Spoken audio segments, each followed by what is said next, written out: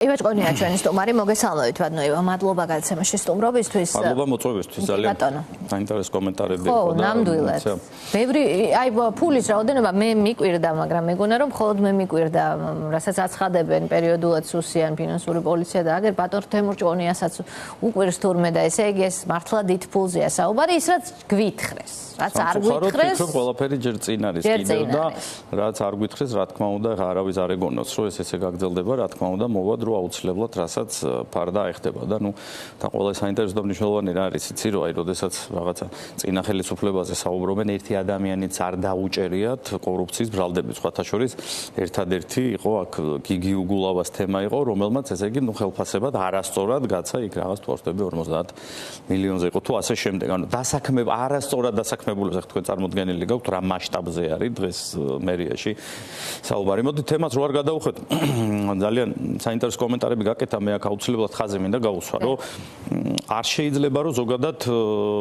პოლიტიკაზე როდესაც ვსაუბრობ პოლიტიკა ჩემი საქმე არ არის ნებისმიერი ადამიანის საქმე არის პოლიტიკა ის ადამიანი რომელიც აი პირობითად ავიღოთ აი ელიავაზე მუშა დრო დგას და მიდის და რაღაცას იღებს თანხას, აი რაღაც ხელფას რო იღებს, თუ რამე დეკლარირებული აქვს თავის ხელფასთან, სამწუხაროდ კარგად ხშირ შემთხვევაში, ანუ ხელფას რასაც ხელზე იღებენ ჩვენ ქვეყანაში ალბათ 80% სამწუხაროდ გაცნობიერებული არ აქვს, რომ ის ადამიანი, ვინც უხდის ამას და ვინც ამას აკეთებს ოფიციალურად, არის გადასახადის გადამხდელი. ანუ ის თანხა შედის ბიუჯეტში. ესე რომ ეხლა როდესაც ხვილ ბიზნესია საუბარი და ხვილ ბიზნესი იძახის, რომ პოლიტიკა ჩემი საქმე არ არის და მე ვარ ბიზნესი, ესე არ არის, ანუ ჩვენ ვართ გადასახადის გადამხდელები და ჩვენს მიერ არიან დაქირავებული ნებისმიერი პოლიტიკოსები. არ აქვს მნიშვნელობა ეს მართველი გუნდი იქნება ოპოზიციური პარტია თუ ასე შემდეგ. ასე რომ ეს აბსოლუტურად ცდარია, რო არ შევიდეს შეცდომაში, თუმცა იყო გაკეთებული. ხო, რა თქმა უნდა, ეხლა არ მივყვები გვარებით განცხადებებს, რომ რა თქმა უნდა, შოკის მომგვრელი არის, ანუ ბიზნესისთვის, როდესაც შენ ხარ გადასახადის გადამხდელი. როდესაც შენ ასობით ადამიანი ყავს დასაქმებული და ხარ განვითარებაზე ორიენტირებული და ამ დროს შენ მიერ გადახდილ გადასახადებს რომელიც იგივე ანუ როგორც ითქვა ინფრასტრუქტურას უნდა მოხმარდეს, განათლებას უნდა მოხმარდეს, რაც ბიზნესისთვის მნიშვნელოვანი არის, კაცო. კადრები ძალიან მნიშვნელოვანია. დღეს ალბათ ყველაზე დიდი პრობლემა რაც არის საკადრო განათლებული, აქ უნდა პროფესიონალი კადრების დეფიციტია და ანუ რა რეფორმაზე ესაუბრენ დღეს, რომ სპობენ აბსოლუტურად, რომ განათლება საერთოდ მნიშვნელოვანი არ არის, ჩაბარებაც აღარ არის საჭირო პირდაპირ 11 კლასს დაამთავრებ ატესტატში თუ კარგი ნიშნები გაქვს პირდაპირ შეგიძლია უკვე რომ სადაც გინდა იქ ჩააბარო, ანუ უცხოეთში თუ გინდა სწავლა, რა თქმა უნდა, შენ არ უნდა ისწავლო, მაგრამ ოცნების ჩინოვნიკებმა, რომლებმაც ფული მოგპარეს ჩვენ მოგპარეს, მინდა აი ყველას გითხრათ, აი თქვენ, ვინც ახლა ზიხართ, უყურებთ და გადასახადის გადამხდელები ხარ და რიგები რო დგას შემოსავლების სამსახურში, რომ ვერ გაერკვიეთ რა უნდა გადაიხადოთ, რა თქმა უნდა, ახლა 40,000 ლარი, როდესაც ეს ზღვარი რა 30 წლის წინ დაწეს და 30 წლის წინ 40,000 ლარი პირობითად ვთქვათ ეს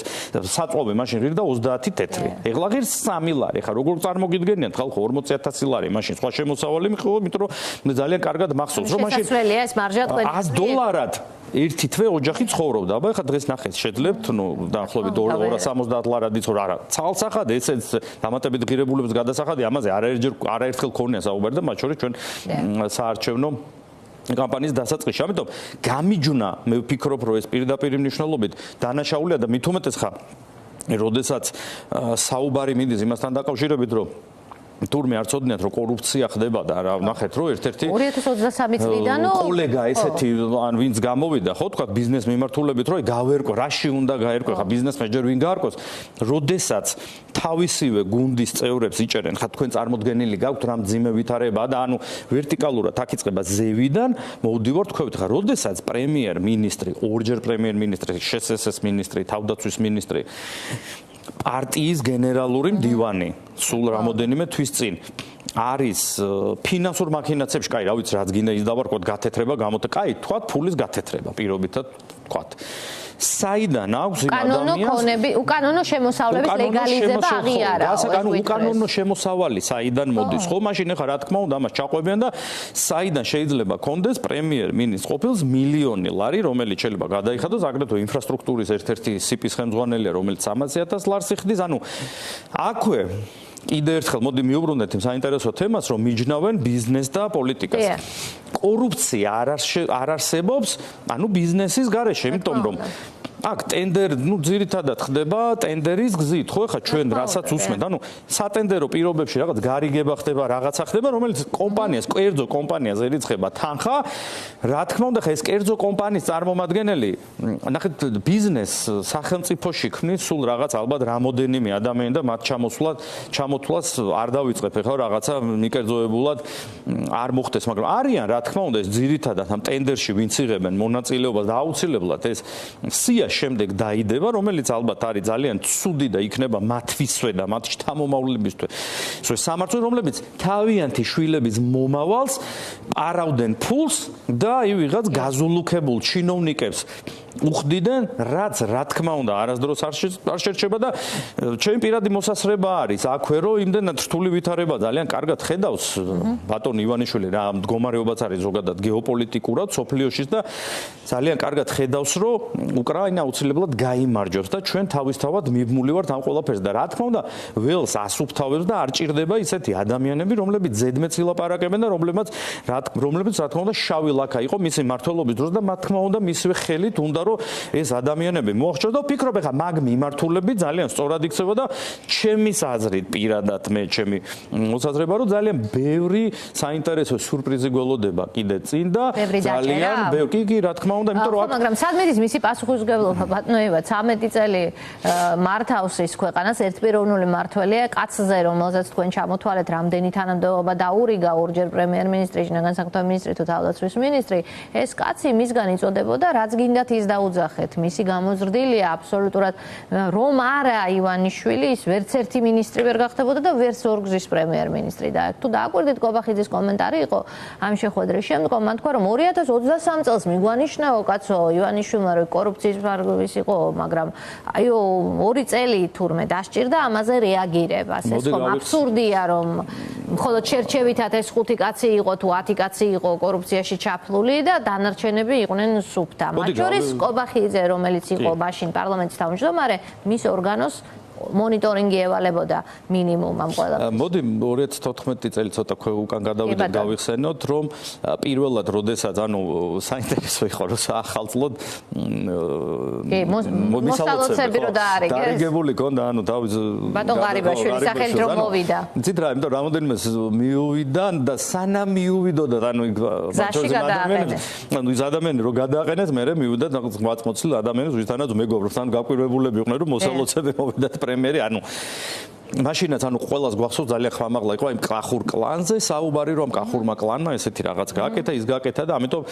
მოაშთეს რა თქმა უნდა მე ისე იმაზე ვრჩები რომ რა თქმა უნდა პოლიტიკურ ველს თქვა კორუფციით თავიდან ბოლომდე ისუფთავებს და რა თქმა უნდა თანხების ამოღება ხდება და ძალიან საინტერესოა თანხებს რო ამოიღებენ მე ეს თანხები საწავა ანუ დღეს თურმე რაღაც განცხადება გაკეთებულა იმიტომ რომ არაერთი ჩვენი კომენტარი იყო რომ უბრალოდ ვკითხულობთ ნახეთ თანხა რომელიც ამოდის და რომელსაც იღებ მათ შორის ანუ როდესაც გადაცდომებზე ხელისუფლების საუბარი, როდესაც მაშინ ბიზნეს მოდი ბჭყალებში ვიტყვი არ ეკეტებდნენ,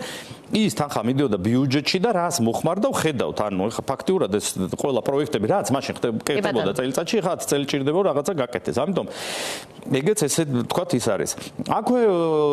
ეხა ეს ყველა მიმართულება რაც არის იგივე თქვენი ნებართვით თუ შეიძლება არ მინდა რომ გამორჩეს ეს საკითხი ძალიან მნიშვნელოვანია, სატომღაც მიყურადებული არის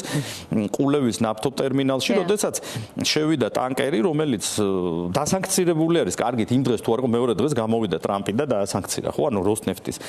როსნეფტის შევიდა და როსნეფტი დაასანქცირა, მაგრამ იქ კი ბატონო, დასანქცირებული არის ისიც, ამიტომ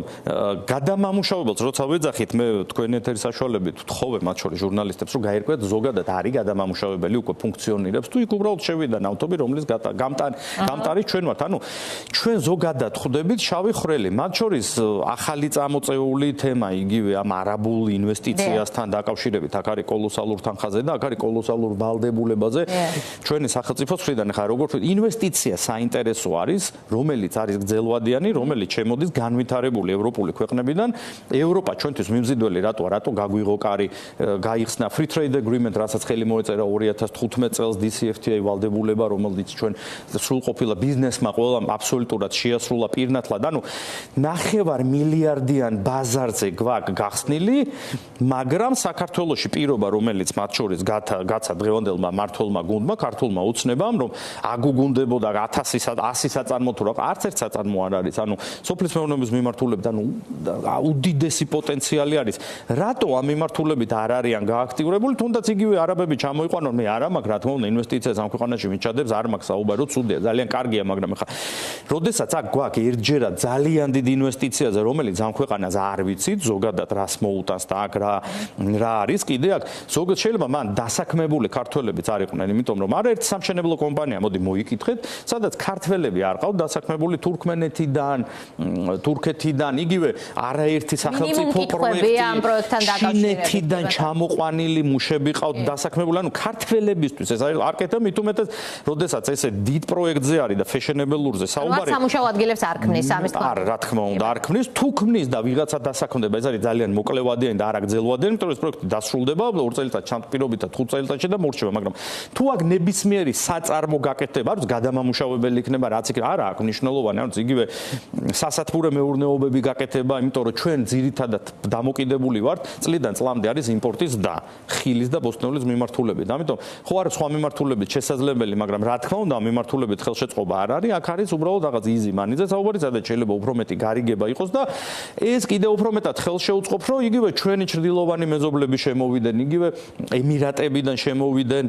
დასახლდნენ და შემდეგ რაღაცა უკვე უფრო მეტი პოტენციალი იქნება, იმიტომ რომ მე არ მეგულება დღეს საქართველოში, რომ თქვათ იქ სადაც შეიძლება 7-8,000 შეიძლება 10,000-იც იყოს კვადრატული ღირდეს, რომ დღევანდელ რეალობაში საქართველოში ვინმე შეწყვეტს, კი შეიძლება რამოდენ, მაგრამ ის კორუმპირებული ჩინოვნიკებიც არ არიან დამერწმუნეთ. ამიტომ ეს არ არის ის რაღაცა, რომ აი ძალიან მაგარი პროექტია, კი, მაგარი პროექტია, ეხლავე ხას უსვავ, კარგია, ნამდვილად ნებისმიერი, მაგრამ კარგია მას შემდეგ, როდესაც აქ იქნება გრძელვადიან ინვესტიციაზე, სადაც ბევრი ქართველი დასაქმდება და სადაც ორიენტირი იქნება განათლებაზე და დღეს სამწუხაროდ, რასაც უხსნი და იგივე ბიზნესის წარმომადგენლებს თუ რა რეფორმებს ატარებენ, განათლების ეს ბიზნესისთვის არა მხოლოდ, ანუ ქვეყნისთვის არის დამუწველი, იმიტომ რომ იმ ახალგაზრდებს, ნიჭიერ ახალგაზრდებს, ვისაც უნდა სწავლის გაგრძელება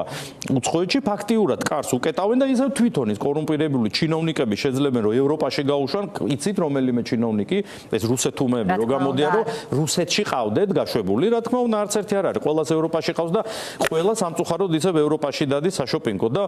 ფიქრობ, რომ ძალიან გაჭიანურებული აქვს და ბიუროკრატია ძალიან ცუდად მუშაობს, ევროპული და ძალიან სწრაფად უნდა მოხდეს სახელობით, ოჯახებით მათი დასანქცირება, რომ თავიანთ კისერზე იწვნიონ. ასე რომ ბიზნეს ძალიან ბევრია გასაკეთებელი და თუ ვინმე ფიქრობს, რომ ეს კორუფცია ბიზნესისთვის კარგი არის, იმიტომ არის, რომ ხედავთ ახლა პასუხებსაც როგორც გავერკვევით, რა გარკვევა უნდა ეხა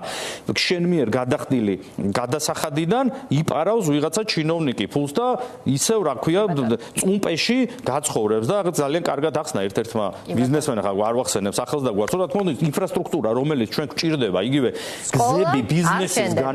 განსავითარებლად და შვილებს ჭირდება სწავლა, ბაღი, სკოლა, ანუ არის დაუმთავრებელი და ეს ფულები მიითვისეს. ასე რომ ეს არის ძალიან დიდი დანაშაული, ჩვენი ქვეყანა არის შავი ხვრელი, რაც აბსოლუტურად უინტერესო არის ნებისმიერი ევროპელი ინვესტორისთვის და ევროპისთვის და სწორედ ამას მე ვფიქრობ, რომ მიზანმიმართულად აკეთებენ, რომ რაც შეიძლება უფრო მეტად დაგვაშორონ ცივილიზაციას. მადლობა ივაჭ ყონიას.